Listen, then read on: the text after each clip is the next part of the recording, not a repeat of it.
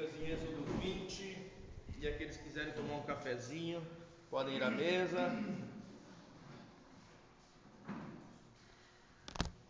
Irmãos, nós estamos em uma série de sermões que se chama Os 10 Mandamentos, a verdadeira liberdade, tá? Nós estamos hoje no 5º sermão, nós tivemos 3 sermões introdutórios, e agora então, nós estamos no 1º mandamento.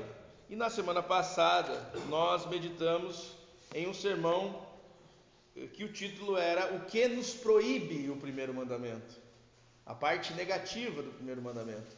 E hoje nós estamos e veremos o que nos ordena o 1º mandamento, né? Eu expliquei que todo mandamento ele tem a parte positiva e a parte negativa. Por exemplo, não adulterarás. A parte negativa é óbvio, né? Não pode desejar e nem se relacionar com outro que não seja o seu cônjuge, né? Mas a parte positiva é ser fiel ao seu cônjuge. E ser fiel não é ser fiel apenas no sentido de não trair, mas ser fiel no sentido de amar, né? Ser fiel, se nós pudéssemos escrever a palavra, desenhar a palavra fidelidade, a fidelidade ela se assemelha muito à lealdade, né?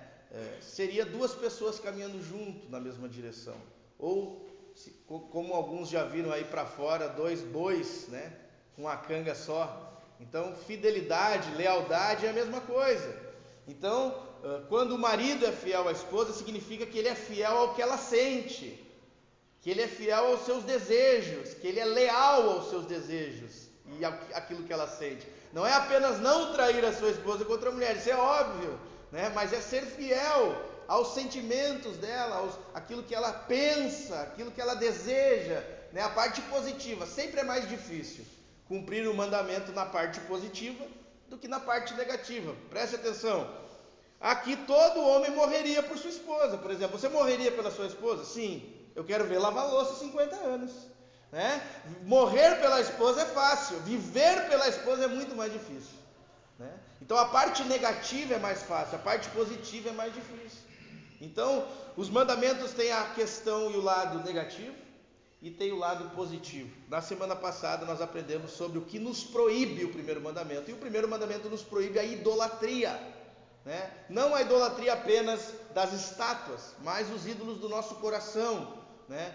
Ou seja, fazer de outro um Deus, uma divindade, de alguma coisa. Algumas pessoas podem fazer do seu relacionamento um Deus, algumas pessoas podem fazer dos seus filhos um Deus, ou seja, é lá onde eu vou buscar aquilo que só Deus pode me dar, a paz, a alegria, a felicidade. Não quer dizer que nossos filhos, não quer dizer que a nossa família, não quer dizer que o nosso trabalho não nos possa dar felicidade, mas o problema é quando isso está acima de tudo, e é a fonte suprema da nossa alegria e da nossa felicidade, acima de Deus.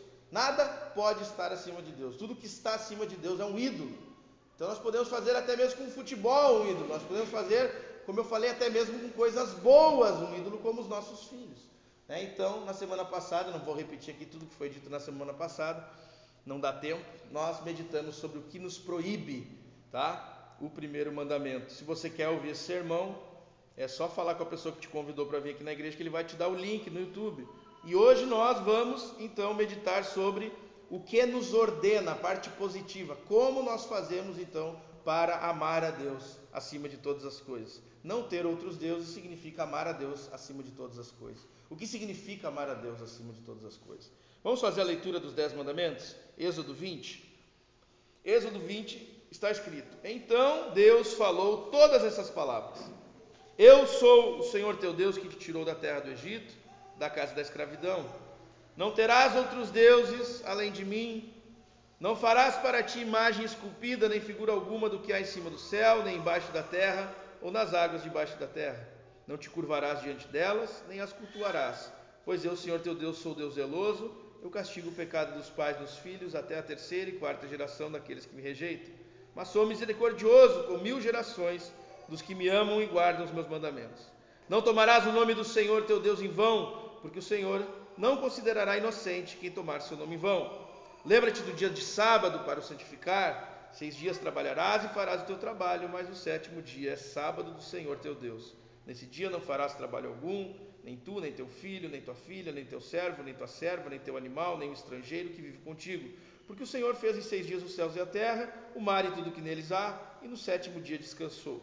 Por isso o Senhor abençoou o dia de sábado e o santificou. Honra teu pai e tua mãe, para que tenhas vida longa na terra que o Senhor teu Deus te dá. Não matarás, não adulterarás, não furtarás, não dirás falso testemunho contra o teu próximo, e não cobiçarás a casa do teu próximo, não cobiçarás a mulher do teu próximo, nem seu servo, serva, boi, jumento, nem coisa alguma do seu próximo. Irmãos, esses são os 10 mandamentos, tá? O propósito dessa série de sermões é o mesmo propósito da lei. Então você precisa entender qual é o papel da lei. Afinal de contas, pastor, é por causa da lei que a gente é salvo? Se eu obedecer então essa lista, eu vou ser salvo? Nós aprendemos que não. Nós aprendemos que a salvação é pela graça, que é Jesus Cristo quem nos salva.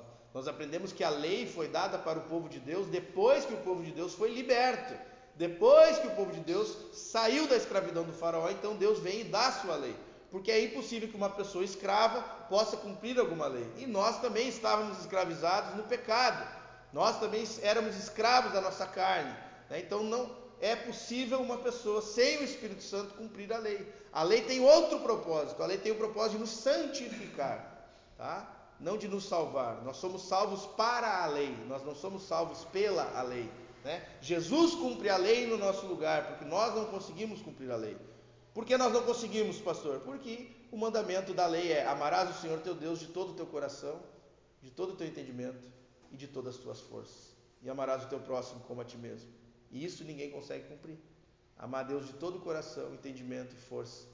Eu dou sempre um exemplo engraçado e é muito fácil de entender. Por exemplo, você está trabalhando, você sabe que o trabalho glorifica a Deus. Você trabalha com todas as suas forças? Você sabe que cuidar da casa glorifica a Deus? Você lava a louça com alegria de todo o coração? Faxina a casa com todo o coração? Aleluia, glória a Deus, limpar esse banheiro. Meu coração se enche de alegria. Todo o meu coração está feliz agora aqui, que eu estou limpando esse vaso sanitário. Quem pensa isso? Ninguém pensa isso, né? Então, quando o seu marido fala uma bobagem, te distrata, né, dá aquela mancada, que o sangue ferve até a ponta da orelha, a Bíblia diz que é bom ser misericordioso, e que o mandamento de amar ao próximo significa que eu devo ser misericordioso com meu marido quando ele peca, de todo o coração. É assim que você fica, irmã? De todo o coração, misericordiosamente olhando para ele, ou você deseja que os pratos voem dentro de casa, né? Então, algumas são mais comedidas, algumas não confessam, algumas são mais santificadas, mas às vezes até os mais santificados são tomados por esse desejo de fazer justiças com as próprias mãos, né? Então nós somos imperfeitos, falhos, pecadores, não conseguimos cumprir a lei de Deus, essa é a verdade. A boa notícia é que Jesus vem no nosso lugar, cumpre a lei de Deus no nosso lugar e nos dá de graça a salvação, e nos livra do inferno. A nossa alma é tirada do inferno, mas não somente isso, o inferno é retirado da nossa alma. E os 10 mandamentos é sobre isso, é sobre o inferno saindo de dentro de nós, o inferno da vingança, o inferno da infidelidade, do adultério, do rancor, do ódio, da mentira. Ou seja, os 10 mandamentos são uma descrição da vida de Jesus Cristo. Jesus é a palavra de Deus, os mandamentos são as palavras de Deus. Eu dei um exemplo aqui na igreja e todos ouviram sobre que, imaginem só, se eu desejo que o meu filho Bernardo, que é o meu filho mais novo, ele tem 1 ano e meio, que ele tenha as mesmas qualidades da minha filha primogênita, que é a Rafaela, que tem 4 anos e meio. Então eu pego um papel, uma caneta e escrevo uma lei. Agora, a partir de agora, o Bernardo, emprestarás o teu brinquedo, né? Não serás avarento. Então eu dou essa lei para o Bernardo. Eu pergunto a vocês, o Bernardo tem como cumprir essa lei perfeitamente? Tem, se acontecer um milagre. Por quê? Porque as qualidades da Rafaela não são obras externas apenas, mas obras externas que fluem do coração dela. Quando ela empresta um brinquedo com o coração dela, ela tem prazer em emprestar um brinquedo, essa atitude é impossível de ser repetida pelo Bernardo, a não ser que ele tenha o mesmo coração. Ele até pode dar o brinquedo para o colega, para o vizinho, mas se ele não tiver a alegria em dar o brinquedo, o Bernardo estaria sendo como a Rafaela? Não. Então, se os 10 mandamentos são uma descrição de uma vida de amor a Deus e amor ao próximo, e o amor a Deus não é apenas obra externa, né, mas sentimentos, a vontades que transbordam e, enfim, que se tornam atitudes concretas, é impossível cumprirmos os mandamentos sem uma transformação interior. E essa transformação interior é a obra do Espírito Santo. E o Espírito Santo não pode ser comprado, é dom de Deus. Ele sopra onde quer, ele é como vento, ninguém tem domínio sobre ele. Então é graça, do começo ao fim a salvação é graça. Em Tito, capítulo 13, está escrito: nós somos salvos pelo lavar regenerador do Espírito Santo. Não que nós o tenhamos amado, mas ele nos amou primeiro. Como lemos em João 15, ele nos escolheu. Não foste vós que me escolheste, Jesus falou. Então o Pai nos amou, o Pai nos escolheu, o Pai enviou seu Filho Jesus para morrer no nosso lugar. O Pai enviou o Espírito Santo para nos libertar e agora então vivermos essa vida de amor a Deus. Aonde está expresso o amor? Nos 10 mandamentos. Porque nós não podemos relativizar o amor. Nós não podemos nós mesmos criar o amor a Deus e dizer: não, eu acho que amor a Deus é vir no culto à igreja uma vez por ano. Não, Deus falou: um dia por semana você separe um dia para adorar o Senhor teu Deus em comunidade. É Ele quem define o que é amar. É Deus quem define o que é uma vida de amor a Ele. Não somos nós que definimos. Se nós formos na rua e perguntarmos a cada 10 pessoas: você ama a Deus? 9 vão dizer que amam. Aí você pergunta: qual é o primeiro mandamento? 80% já cai aí. Se perguntar o 7º ou o 4º, ninguém sobra. Então, como você ama a Deus se você não conhece os seus mandamentos? Qual foi o texto que nós lemos no começo do culto? João 15. Jesus falou o quê? Se vocês me amam, vocês vão guardar os meus mandamentos. É impossível nós amarmos alguém sem conhecer a sua vontade. Você que é marido, você que é esposo, você precisa conhecer a vontade da sua esposa para amar ela, né? Alguns conhecem com o tempo, né? E vão descobrindo coisas, né? A maioria é assim. Então você tem que conhecer ela para amar ela. É impossível você dizer que ama a Bahia se nunca foi para a Bahia. É impossível você amar a Deus sem conhecer a Deus. Então aqui, irmãos, os 10 mandamentos são uma expressão da vida ideal, da vida de amor a Deus e a vida de amor ao próximo. Como uma pessoa deve viver uma vida igual a de Jesus Cristo. E por que isso é importante? Porque esse também é o propósito pelo qual o homem foi criado.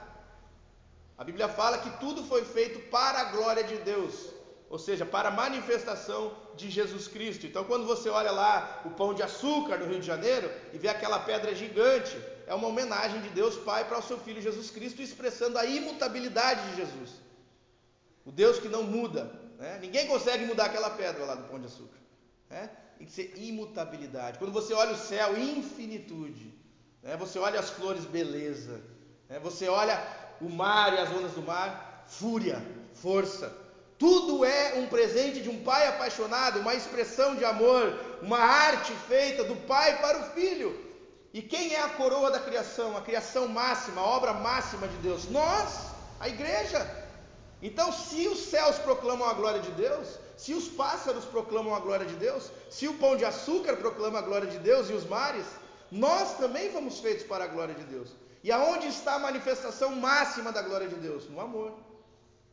A maior expressão da glória de Cristo é o amor. Então, Deus nos fez para Ele. Santo Agostinho já disse isso: fizeste-nos para Ti, e não descansaremos enquanto não repousarmos em Ti. Santo Agostinho também dizia: o meu peso é o meu amor, e para onde quer que eu vá, é o meu coração quem me leva. Um exemplo claro, todos aqui já brincaram de pegar uma bola e tentar afundar dentro da piscina. O que acontece com a bola? Por causa da densidade dela, ela fica desesperada, né? Lá embaixo, até que ela faz de tudo para subir. A nossa densidade, ou seja, a nossa estrutura, foi feito o nosso coração para Deus. Então o nosso coração fica em crise, fica em neurose, fica em psicose, até que a gente não se ligue a Deus, finalmente se una a Deus. Então é por isso que tem tanta gente com depressão, tanta gente com neurose, tanta gente com psicose, porque o homem é um ser espiritual. O homem não é apenas matéria. O homem é um ser espiritual e foi feito para Deus. Como dizia Eclesiastes, Deus plantou a eternidade no coração do homem. Então, os mandamentos nos santificam, nos ensinam como viver essa vida de amor e de união a Deus. Essa glória de Deus manifesta onde? Em nós, né? Cristo Jesus em nós, a vida de Jesus em nós. E eu falei aqui também no culto, no púlpito, sobre uma aula que eu tive com um professor que mandou fazer um necrológico. O que é um necrológico? É uma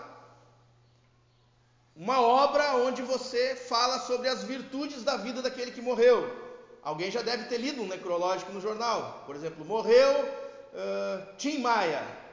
Tim Maia, dedicado, e então ali está elogiando Tim Maia, né? E a lição era você escrever um necrológico de você mesmo. Então para um minuto aí e pensa, o que você escreveria sobre a sua vida, né? Porém, você deve escrever aquilo que você deseja, não aquilo que você é agora, aquilo que você deseja. Digamos então que eu lhe desse essa tarefa, que eu dissesse, pessoal, eu vou dar um tema para vocês hoje.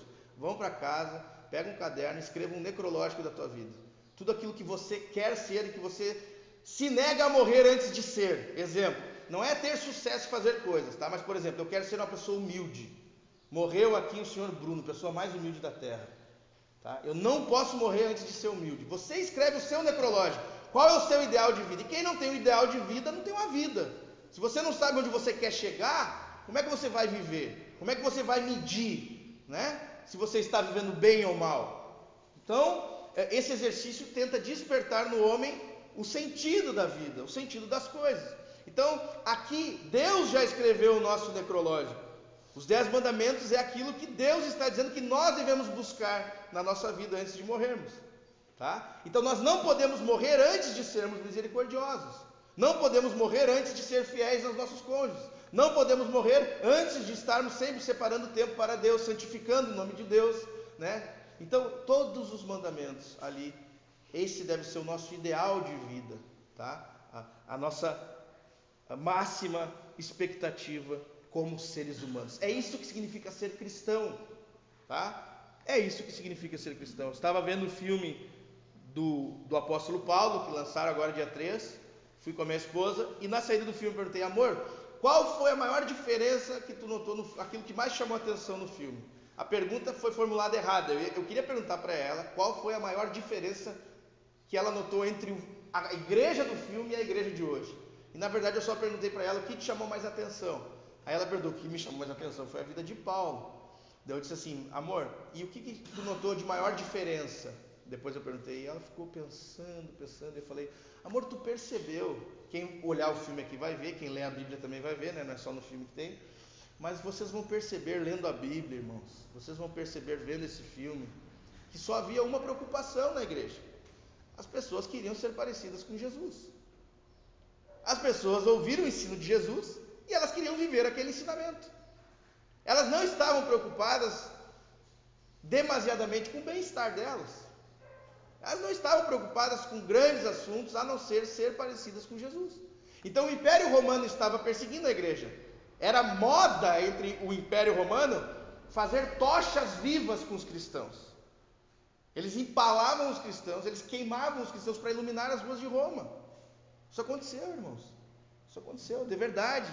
A crucificação, às vezes eles crucificavam cristãos por 1, 2, 3 quilômetros, com uma cruz a cada 20, 30 metros para mostrar, não mexam com Roma. E a preocupação daqueles irmãos não era se eles iam ser crucificados. A preocupação daqueles irmãos não era se eles iam ser queimados vivos. A preocupação era, a gente não pode desejar vingança. Jesus nos ensinou a perdoar. E alguns ficavam revoltados no meio da comunidade. Como nós não vamos desejar vingança? Vamos pegar espadas, vamos lá, vamos matar o imperador, vamos lutar contra o império. E a luta toda, o drama todo era esse o drama todo da igreja, era, mas nós precisamos ser misericordiosos. Nós precisamos pagar o mal com o bem. Então havia no filme uma luta interna e uma luta de toda a comunidade para ser como Jesus, viver como Jesus. Essa era a preocupação da igreja. E então, por isso eu escolhi essa série dos 10 mandamentos. Para que a igreja perceba que o propósito pelo qual ela existe é ser parecida com Jesus, é obedecer os seus ensinamentos, né?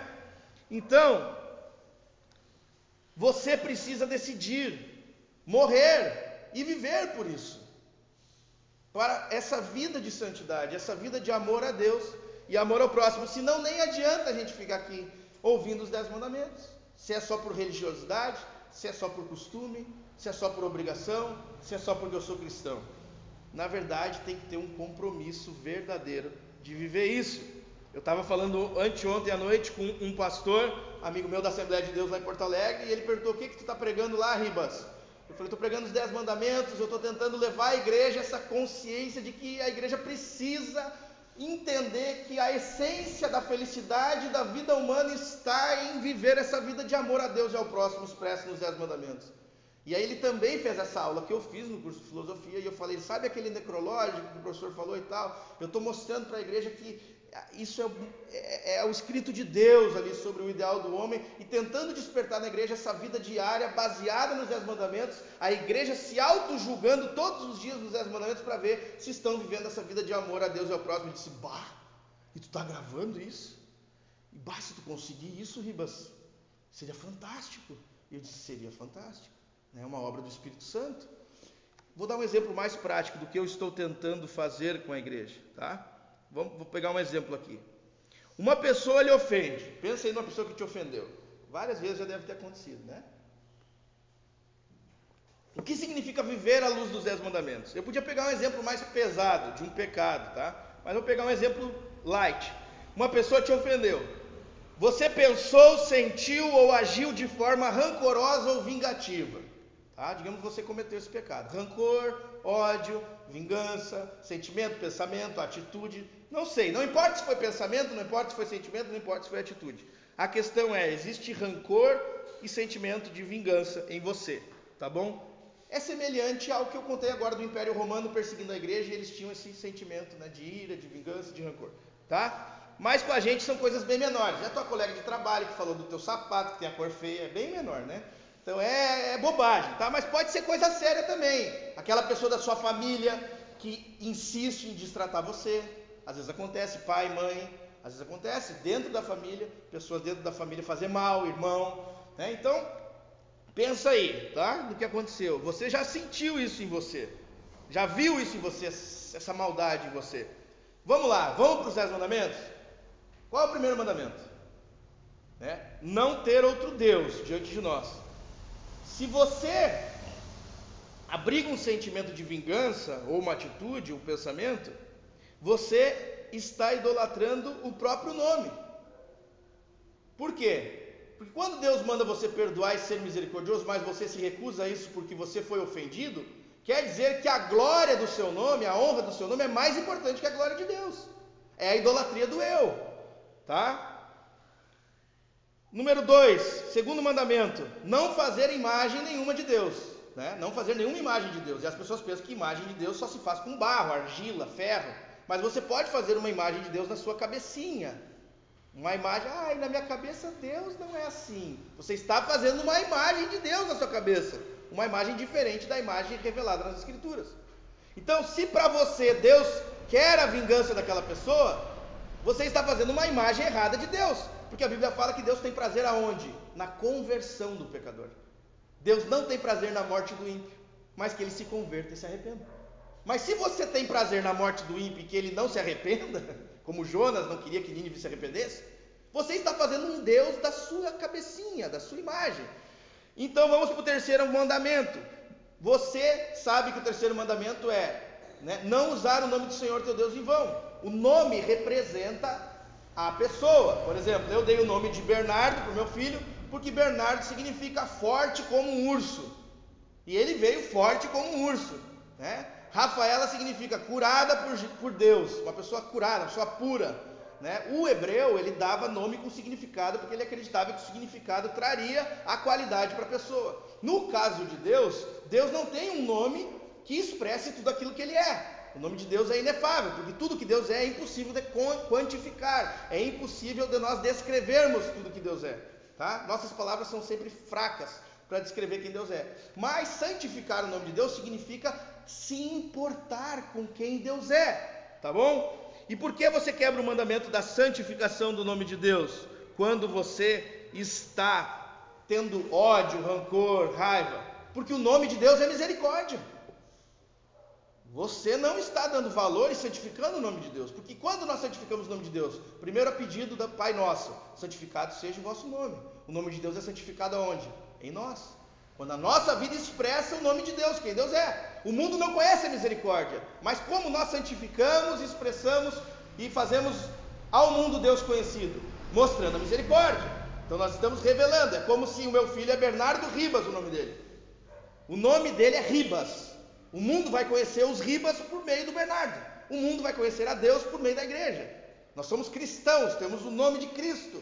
Então nós santificamos o nome de Deus quando nós expressamos aquilo que Deus é, exercemos misericórdia. Então nós quebramos o terceiro mandamento, porque nós estamos exercendo vingança ao invés de misericórdia. Quebramos o quarto mandamento também, que diz que nós devemos descansar em Deus. Separar um tempo para Deus é separar um tempo para Cristo. Ou seja, o nosso descanso está em Cristo. Mas você não descansa enquanto não houver vingança. Enquanto aquela pessoa não sofrer. Então o seu descanso está em outro lugar que seja Cristo. Você está quebrando o quarto mandamento. E o quinto mandamento é: honrarás o teu pai e a tua mãe. O teu pai e a tua mãe te ensinou a ser vingativo? Mas o mandamento do teu pai e da tua mãe ser honrado, talvez você possa ter um pai e uma mãe maluco, que mandou vingar, né? Só que o mandamento de honrar pai e mãe significa ser, escutem bem, fiéis a toda e qualquer autoridade que foi colocada na sua vida.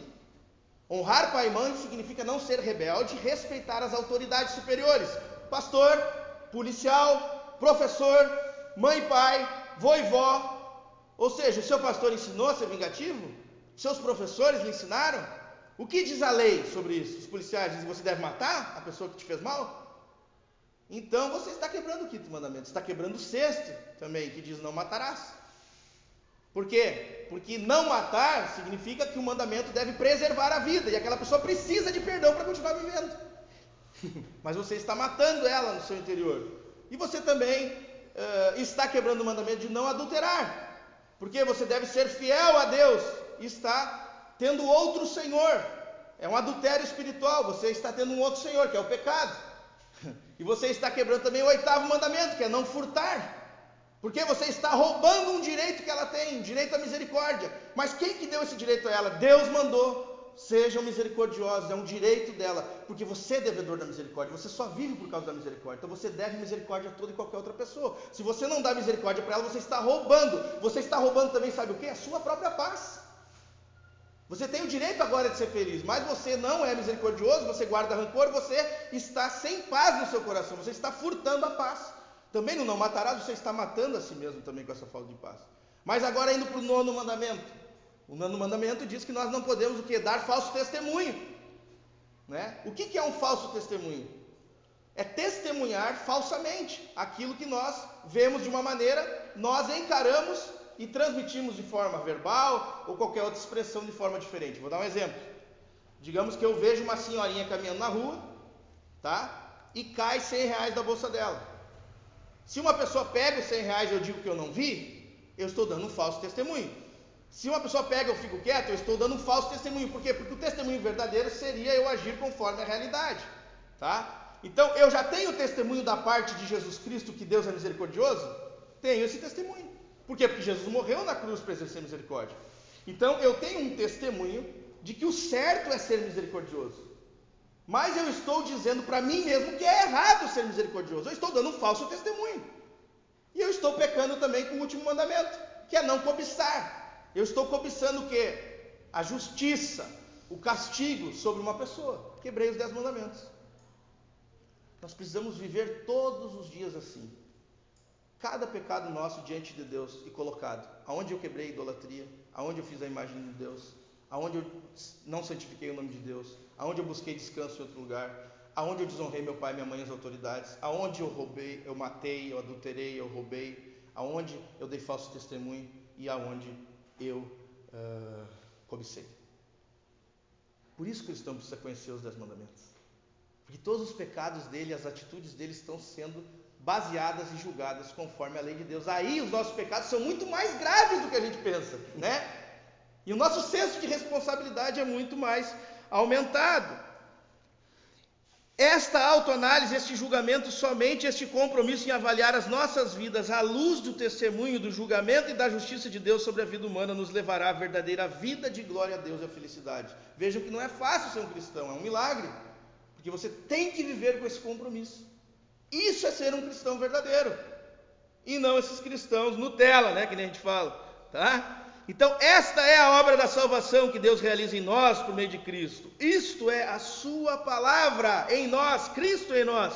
Essa é a obra que Ele está realizando em nós através do seu Espírito, de glória em glória, sendo transformado à imagem do Senhor, a sua palavra, Cristo, não aquilo que nós queremos, tá?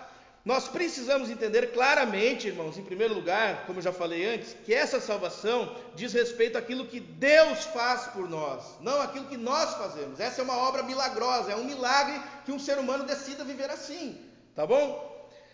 A lei, seus mandamentos são apenas um instrumento, como eu disse, um meio de graça para a santificação de Cristo. Cristo Jesus já conquistou isso por nós, vocês precisam acreditar nisso. Vocês precisam acreditar que Jesus já conquistou essa vida. O Deus que justifica é o Deus que santifica. Nós estamos cantando, és mais forte que o pecado e que a morte. Esse pecado e essa morte que vive em nós é mais fraco que Jesus, ele é mais forte. Ele já conquistou por nós. O Espírito Santo está nos sendo dado porque ele é mais forte que a morte. É possível viver essa vida de santificação, tá? Não é uma historinha, não é uma utopia, não é uma ilusão, mas é algo acessível para todos os filhos de Deus. Não é só para o pastor, não é só para o missionário, não é para o presbítero e para o diácono, é para o cristão mais simples e que entrou aqui ontem e começou a ouvir a palavra de Deus. O Deus que justifica é o Deus que santifica. Então vocês percebem que tudo é sobre Jesus, alfa e ômega, princípio e fim.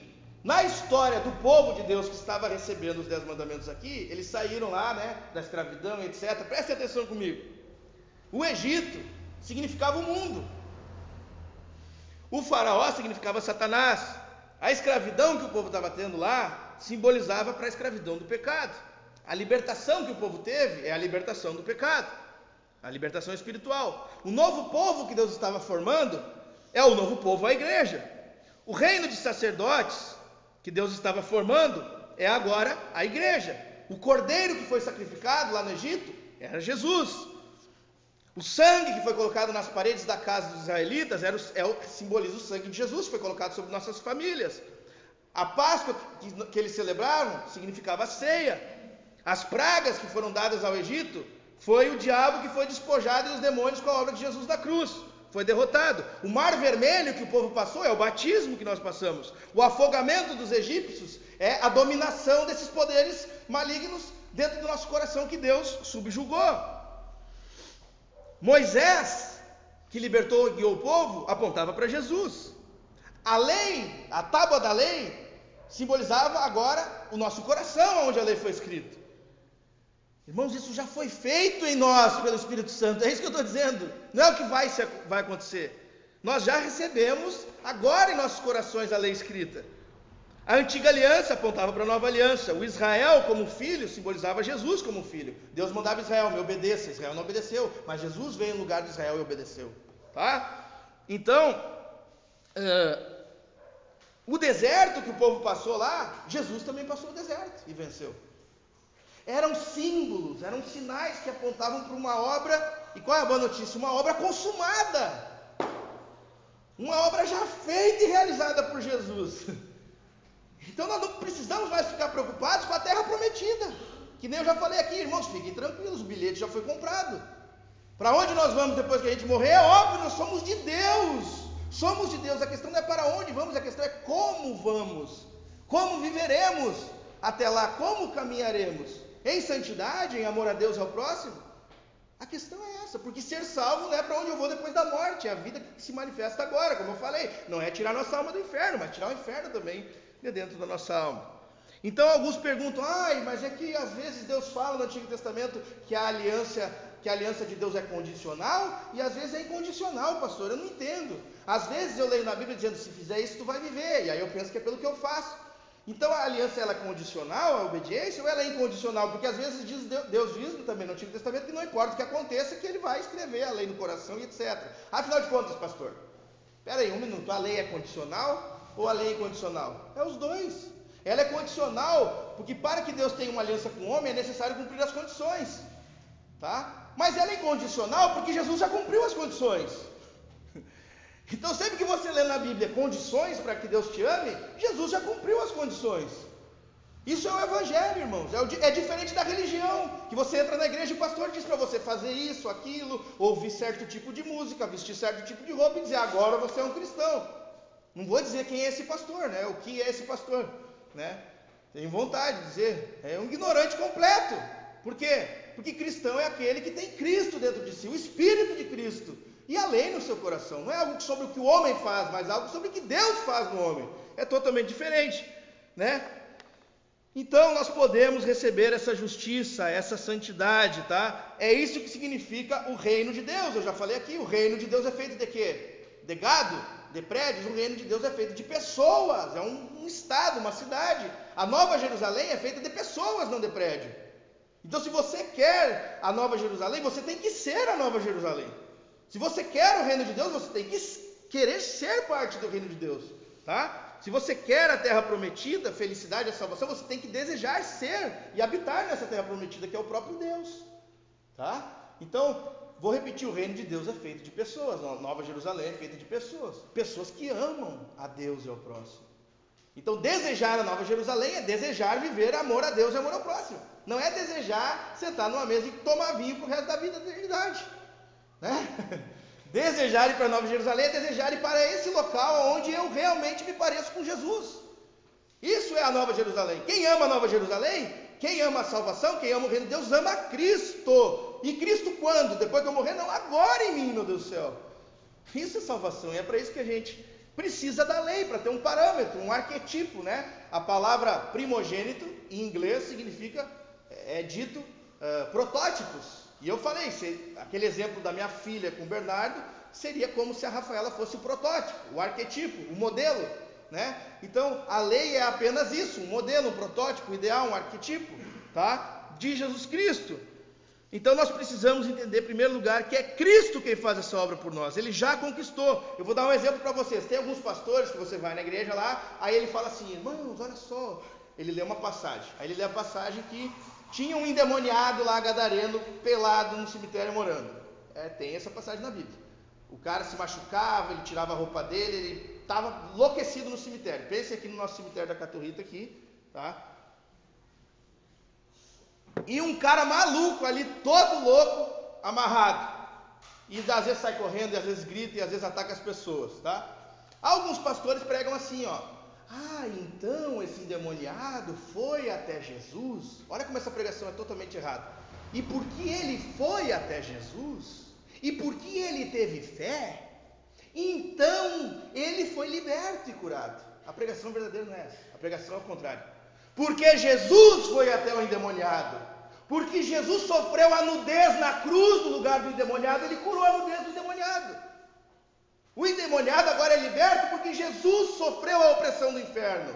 E Jesus foi até ele e libertou. É Jesus quem salvou o endemoniado. Na pregação do primeiro pastor é o endemoniado que faz. Na pregação do evangelho é Jesus quem faz. Entende a diferença? É Jesus quem nos liberta. É Jesus quem nos libertou. É Jesus quem vai gerar em nós essa santidade. E é algo que ele já fez. Está consumado. Então você precisa só ser despertado para essa vida. Meu Deus, então o que eu estou esperando? Eu estou esperando morrer. Na verdade, Jesus está me chamando para viver. Romanos 12, ofereceis os vossos corpos como sacrifício vivo. Não é um sacrifício morto, é um sacrifício vivo a Deus. Nós temos que ofertar a nossa vida a Deus. É o martírio branco, que chamavam os teólogos. O martírio vermelho é você morrer por Jesus. O martírio branco é você viver por Jesus. Tá? Então, irmãos, você sabe qual é a fórmula da felicidade? Felicidade pode anotar aí na cabecinha. São 3 perguntas que o ser humano faz. Quero. O que eu quero? Devo, ou seja, eu devo fazer isso, e posso. Quando essas 3 perguntas, quero, devo e posso, elas estão em harmonia, isso é felicidade. Às vezes tu quer, mas não pode. Aí infelicidade, não consegue. Às vezes tu pode, mas não quer. Infelicidade. Às vezes tu quer, mas não deve, né? Então quando você quer Jesus, quando você quer fazer uma coisa, você quer ser fiel, e quando o seu dever é ser fiel, e quando você pode, você consegue ser fiel, isso é felicidade. Eu quero, eu devo, eu posso. A lei de Deus, ela faz isso. Ela é um conjunto do quero, devo, e o mais difícil é o que? Eu posso, é conseguir. O Espírito Santo já fez. Ele gera em nós o querer e o realizar. Essa é a obra de Deus. Por isso a felicidade consiste em querer, fazer e poder Jesus Cristo em nós. Então, na semana passada nós aprendemos sobre o que proíbe o primeiro mandamento, que é buscar felicidade plena em outro que não seja o Senhor. Isso é adoração, é colocar alguma coisa em posição de divindade. Isso é idolatria. Dar glória a outro que não seja Jesus. Nós estávamos cantando, grandioso és tu, grandioso és tu, grandioso és tu, ou seja, glorioso és tu, glorioso, grandioso, majestoso, belo.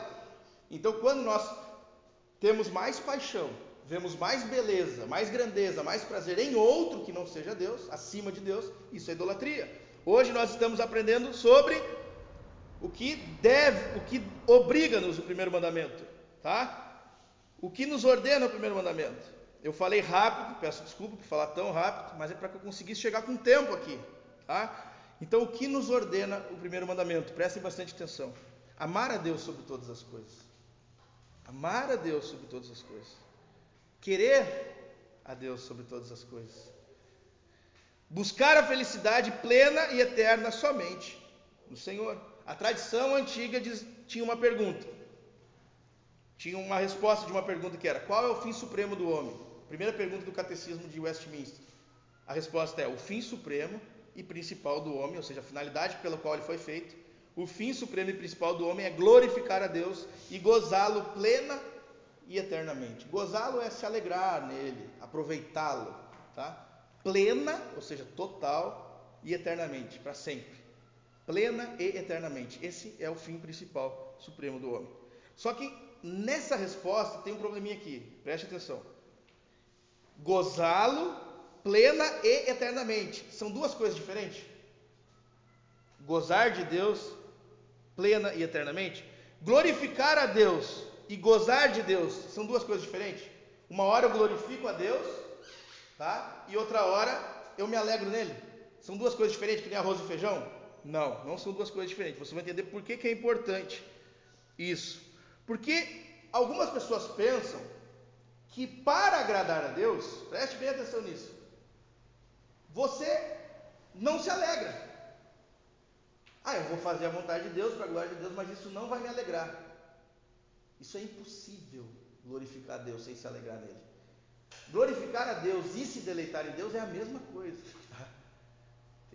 Eu vou lá na igreja, né, fazer o quê? Tem que glorificar a Deus. Não, você não está glorificando a Deus. É a mesma coisa que você dizer: eu vou lá dar um beijo na minha esposa, fazer o quê? Né? Tem que beijar. Isso não é amar a sua esposa. Então, glorificar a Deus é quando você busca fazer os mandamentos, o que você deve, mas você quer, devo e posso. Tá? Então, a finalidade suprema do homem é o quê? Buscar a glória de Deus, mas ter prazer nisso. Quando o seu coração tem prazer nisso, tá? É somente assim que você vai glorificar e amar a Deus sobre todas as coisas. Estou tentando ensinar sobre o que é amar a Deus sobre todas as coisas. É quando nós conhecemos a Deus, conhecemos seus mandamentos, sabemos o que devemos fazer e temos prazer em fazer. Temos prazer em fazer, tá? Então, isso significa que a principal finalidade do ser humano, o primeiro mandamento, é glorificar a Deus ao se alegrar nele. Glorificar a Deus ao se alegrar nele. É antibíblico e arrogante tentar adorar a Deus por qualquer outra razão, que não o prazer de estar nele. Nós não estamos adorando os dons de Deus, mas o prazer não está em nós mesmos, mas nele. Pascal disse o seguinte: todas as pessoas buscam a felicidade, todas, não há exceção para isso. Sejam quais forem os meios diferentes que empreguem, todos objetivam esse alvo. A razão de algumas irem à guerra e de outros a evitarem é o mesmo desejo em ambos, visto de perspectivas diferentes. A vontade nunca dará o último passo em outra direção. Esse é o motivo de cada ação de todo ser humano, mesmo dos que se enforcam, é buscar a felicidade. O homem, ele é feito para ser feliz. A questão toda é que nós devemos buscar felicidade aonde se deve. Buscar felicidade não é pecado, porque algumas igrejas ensinam que ser feliz é pecado. Buscar felicidade não é pecado, tá? É um traço comum da natureza humana, uma lei no coração do homem, assim como a gravidade é uma lei da natureza. C.S. Lewis disse o seguinte: se você perguntasse a 20 homens íntegros dos nossos dias qual acreditam ser a maior das virtudes, 19 responderiam abnegação, altruísmo, sacrifício. Mas se perguntasse a qualquer um dos grandes cristãos do passado, eles diriam amor. Você percebe o que aconteceu? O termo positivo foi substituído pelo negativo. Isso não acontece com a nossa igreja? Qual é a maior virtude de um cristão? O sacrifício. Não. O amor. Foi substituído, né? O termo positivo foi substituído por um negativo. Isso tem importância maior do que apenas o aspecto linguístico. O ideal de abnegação traz consigo basicamente a noção de não procurar o benefício dos outros, mas de prescindirmos nós desses benefícios, como se o importante fosse não a felicidade alheia, mas a nossa abstenção. Vou explicar melhor. Chega um ponto que tu faz as coisas até para os outros, pensando, não posso ser feliz com o que eu estou fazendo, senão eu estou pecando. Tá? O Novo Testamento tem muito a declarar sobre renúncia, mas não da renúncia como um fim em si mesmo. Tá? Essa virtude cristã do amor é bem maior do que a da abnegação. Tá? Ele diz que nós devemos negar a nós mesmos, Jesus, e tomar a nossa cruz para poder seguir a Cristo. Quase todas as descrições da recompensa que se seguirá a essa renúncia contém um apelo a um desejo natural de felicidade. Vou tentar explicar. C.S. Lewis diz o seguinte: Jesus nos manda seguir a cruz, tomar a cruz, mas ele sempre diz que isso vai ter uma recompensa de felicidade. Jesus, a Bíblia fala, enfrentou a cruz pela alegria que lhe estava proposta. Jesus, ao enfrentar a cruz, ele também está buscando o quê? Alegria. Ele verá o fruto do seu penoso trabalho e se alegrará. Moisés preferiu passar necessidade com os israelitas ao invés da glória do faraó, porque ele buscava glória superior. Esse é o combustível que faz o cristão obedecer, ser santo. Acreditar que ele vai ser mais feliz assim. Não é apenas o que é justo que Deus nos pede, é aquilo que é bom. Esse é o combustível que vai nos fazer obedecer a Deus, tá bom? É como eu expliquei para a Rafa. Esses dias a gente estava indo dormir, eu contando história para ela, e eu disse: filha, ser feliz, eu disse para ela, é quando você busca a felicidade do Bernardo, seu irmão, e você se alegra com isso. Isso é felicidade. Se você buscar a felicidade do seu irmão, você vai ser muito mais feliz do que você buscando a sua felicidade sem amar o seu irmão. Mas você precisa ser feliz nisso. Não adianta só fazer as coisas que o pai pede. Você precisa ficar feliz com isso. A sua felicidade vai ser 2, 3, 4, 5 vezes maior do que qualquer outro tipo de felicidade. É assim que Deus está querendo nos ensinar. É por isso que Jesus fala: bem-aventurados os mansos, bem-aventurados os humildes, bem-aventurados os puros, bem-aventurados os pacíficos, bem-aventurado é mais do que felizes. O combustível que Jesus está nos dando é: façam isso e vocês serão felizes. Bem-aventurados, vocês serão felizes. Jesus está nos estimulando a uma vida de buscar felicidade, aonde devemos buscar a felicidade. C.S. Lewis ainda fala: se hoje a noção de que é errado desejar a nossa felicidade, esperar ansiosamente gozá-la, esconde-se na maioria das mentes, afirmo que ela surgiu em Kant ou nos estoicos, mas não na fé cristã. Na realidade, se considerarmos as promessas pouco modestas de galardão e espantosa natureza das recompensas prometidas no Evangelho, diríamos que nosso Senhor considera nossos desejos não demasiadamente grandes, mas demasiadamente pequenos. Somos criaturas divididas, correndo atrás de álcool, sexo, lazer, conforto e ambições, desprezando a alegria infinita que se nos oferece, como uma criança ignorante que prefere continuar fazendo bolinhos de areia numa favela, porque não consegue imaginar o que significa um convite para passar as férias na praia. Contentamos-nos com muito pouco. É isso que é o ser humano. Não é errado desejar o próprio bem. De fato, o grande problema das pessoas é que é muito mais fácil satisfazê-las. Como eu falei, a esposa troca o marido ser um pastor do lar por ele levar ela a jantar toda sexta-feira, fora. O nosso problema não é a intensidade porque nós desejamos a felicidade, é a fraqueza. O ser humano se contenta com muito pouco. Os 10 mandamentos nos despertam para que nós venhamos a nos dedicar e desejar muito mais, porque ser é muito melhor do que ter. Sempre esse dilema, né? O ser no lugar do ter, o ter no lugar do ser. Assim, nós sempre nos contentamos com bolos de barro e não com delícias infinitas, tá? Blaise Pascal também disse: o homem já teve a verdadeira felicidade, da qual agora resta nele apenas o sinal e o espaço vazio, que ele tenta em vão preencher com coisas ao seu redor, procurando em coisas ausentes a ajuda que não obtém nas coisas presentes. Essas, porém, são todas incapazes, porque o abismo infinito pode ser preenchido somente por um objeto infinito e imutável, ou seja, apenas o próprio Deus, a causa de todas as causas, o bem de todos os bens. Aqui que entra a lei, aqui que ela se encaixa perfeitamente, pois através da lei de Deus podemos compreender como amar a Deus, como nos alegrarmos em Deus, como experimentarmos a felicidade nele, pois sua lei é apenas uma extensão do próprio Deus. John Piper contou uma experiência em um livro dele, que dizia o seguinte: durante muitos anos eu tentei reprimir meu tremendo anseio por felicidade, para poder louvar a Deus honestamente, a partir de algum motivo mais elevado, menos egoísta. Agora começara a fazer sentido que esse suspiro persistente e inegável por felicidade não devia ser reprimido, mas satisfeito em Deus. Pensem no louvor, quando nós estamos cantando. Louvor é a alegria que transborda. Eu sempre falo para a igreja, né? Só canta quem se encanta. O mundo ressoa louvor, apaixonados louvam as suas amadas, leitores seu poeta favorito, caminhantes a paisagem, viajantes os lugares por onde vão, jogadores do seu jogo predileto e jogadores dos seus times, tá? O que gostamos de fazer, na verdade, não conseguimos deixar de fazer. O que nós gostamos de fazer, nós não conseguimos deixar de fazer. Acima de qualquer outra coisa que valorizamos, gostamos de louvar o que nos alegra, porque o louvor não apenas expressa, mas completa a alegria, né? Se você come um doce gostoso, parece que aquilo não se completa se você não disser: amor, come isso aqui, pelo amor de Deus. Você olha uma paisagem bonita, você tem que dizer, por isso que o Facebook dá tanto ibope, porque você experimenta coisas boas e você quer compartilhar, porque o ser humano foi feito para isso.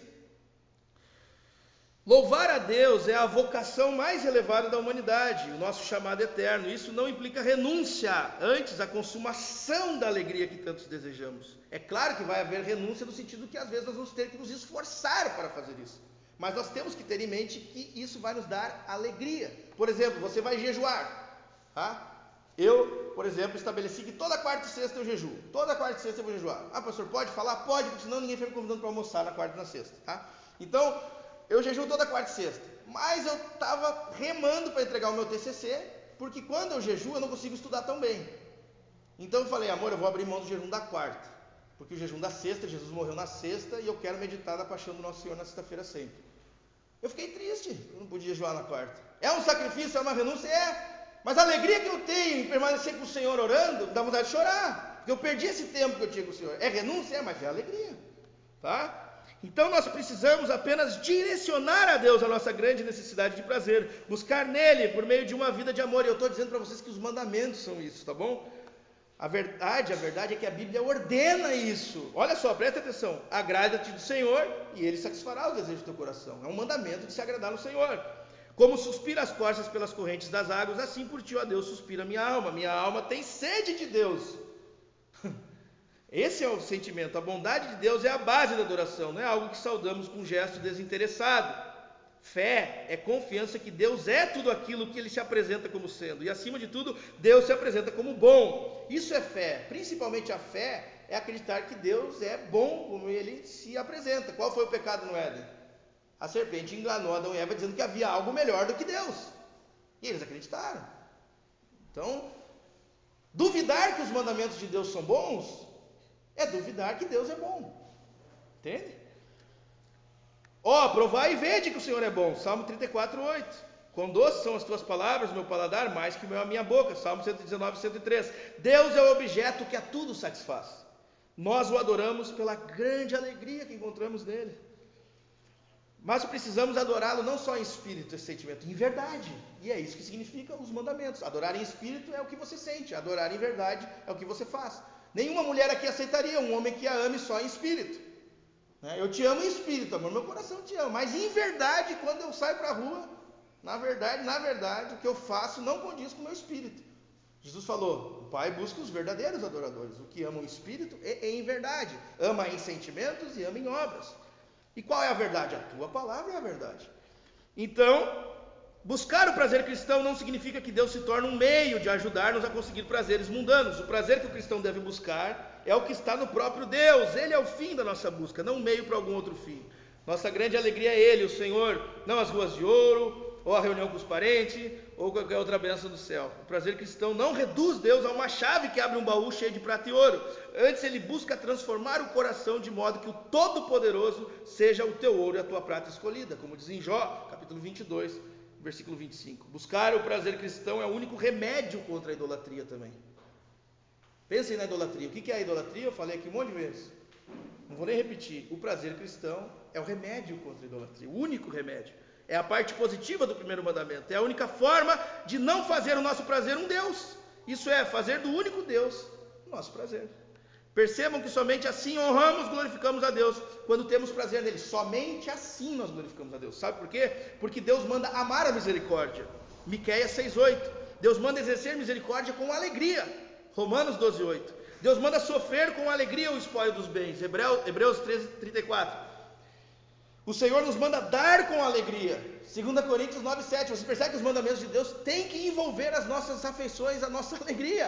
É assim que nós glorificamos a Deus. Não basta dar, tem que dar com alegria. Não basta ser misericordioso, tem que exercer misericórdia com alegria. Pastorear o rebanho de Deus. Deus ordena que a gente faça isso, os pastores, com alegria, não gemendo. Atender às necessidades das pessoas, com alegria. Hebreus 13:17. Então, levar os mandamentos de Deus vitalmente a sério significa fundamentalmente buscar o prazer ao realizar os seus mandamentos. Vou repetir: levar os mandamentos de Deus a sério significa fundamentalmente buscar o prazer ao realizar os seus mandamentos. E não apenas isso, buscar o seu principal prazer e o seu principal sentido de vida, conforme a pergunta do catecismo: gozá-lo plena e eternamente. Por isso que eu amo as confissões de fé reformada. Porque na segunda pergunta do Catecismo de Heidelberg, que a gente está estudando, ele fala assim: o que você precisa saber para ser feliz na vida e na morte? Para ser feliz é a pergunta, olha só. E todo o catecismo foi montado para que a gente aprendesse a ser o quê? Feliz. Quando a gente está aprendendo aqui antes do culto, a gente está aprendendo a ser feliz, tá? Somente assim nós glorificamos a Deus, pois estaremos refletindo a sua glória. A sua glória é um amor prazeroso. Isto é a sua imagem, pois Deus existe em essência, tendo prazer em si mesmo. Deus, a Trindade, que eu já expliquei aqui 1 milhão de vezes, né? Não é o Deus tendo prazer em si mesmo? O Pai que tem prazer no Filho e o Espírito Santo é esse prazer, esse amor? Então isso é refletir a imagem de Deus. Pessoas que também têm prazer em Deus, né? Então, quando Deus nos dá o seu primeiro mandamento, nos ordenando ter Ele como única fonte de alegria e satisfação, a felicidade suprema, Ele está nos dando a si mesmo. Ele está nos dando a si mesmo. Tá? A comunhão com Ele e a alegria de ter Ele em nós. É a oração de Jesus em João 17, para que sejam um, né? Ele está nos dando a si mesmo, e nos dando logicamente tudo o que há de melhor e toda a fonte de felicidade de todo o universo. A proibição, eu amei isso aqui que eu escrevi, ó. A proibição de não ter outros deuses é a proibição de sermos infelizes. Deus está nos proibindo de ser infelizes. Ter um ídolo, ter outro Deus é ser infeliz. É um pai que está proibindo a gente. Eu não aceito que a minha filha seja infeliz. Deus não aceita que a gente seja infeliz. Por isso Ele nos ordena. Isso aqui é espetacular. Os mandamentos são as palavras de um pai para seus filhos. Veja a relação de Jesus com o Pai. É esta mesma vida que Cristo conquistou para nós. E está nos ensinando, revelando hoje, bem aqui agora. O maior milagre que poderia acontecer é esse. O maior evento da terra é quando vemos Cristo como Cristo em suas palavras, a vida eterna, vida plena, vida interior, salvação, felicidade, alegria indizível. O pecado é justamente nós não enxergarmos isso, não encontrarmos isso. O inferno é isso, né? Qual é a boa notícia? Cristo Jesus, Ele foi tentado a ter outros prazeres, mas Ele renunciou a tudo, porque Ele confiava na alegria, na satisfação da vida com Deus. A boa notícia é que ainda que nós não consigamos fazer isso, Ele fez isso em nosso lugar. E por isso nós somos salvos. Não só isso, Ele sofreu a pena por não amarmos a Deus. A pena que deveria a nós, por nós amarmos ídolos, bolinhos de lama ao invés da praia. O castigo que nos traz a paz foi sobre Cristo. Tá? Essa é a boa notícia. Você não precisa ir para casa com peso, porque você sabe que Jesus já fez no seu lugar. Mas você precisa ir para casa ansioso, para você viver finalmente tudo isso. É dessa vida que Jesus falava para a mulher samaritana: olha, filha, eu tenho uma água aí, se tu soubesse, ele fala. Se tu soubesse, tu imploraria. E ela ia jorrar para sempre, a vida eterna. Teve um determinado período da minha vida com Jesus. Eu tenho 1 minuto ainda para fechar 1 hora, tá? Com Jesus, teve um determinado momento da minha vida que eu orava e dizia: Senhor, cadê a fonte? Eu leio na tua palavra que tem uma fonte e que faz a gente se alegrar para a vida eterna. Eu não tenho essa alegria. Eu não tenho essa alegria, Senhor. E o Senhor me levou para os seus mandamentos. E eu passei a ter alegria. Eu disse: mas eu não sinto essa alegria, eu não consigo, não tenho essa motivação. Que eu não ouço as palavras. Jesus começou a me levar para as suas palavras. É isso que Deus está fazendo com a gente aqui hoje. E eu fecho aqui 1 hora exata. Graças a Deus, tá, irmãos? Então vamos nos levantar para participar da palavra. A palavra revelada e simbolizada no pão e no cálice.